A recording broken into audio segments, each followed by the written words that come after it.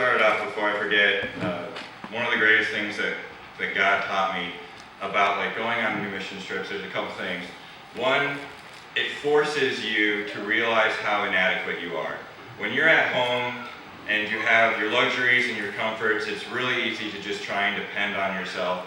And for the most part, you can scrape by.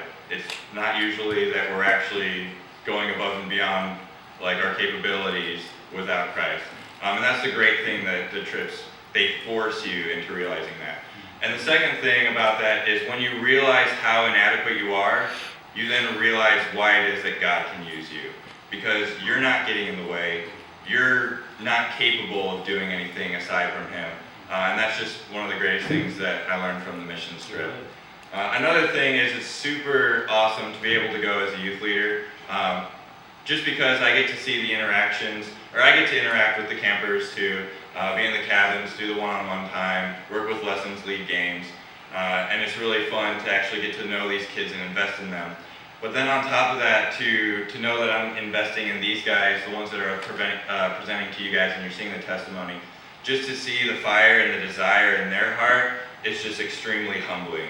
And you just get so thankful and you're like, I'm so thankful that God has allowed me to be in this position to actually work with them.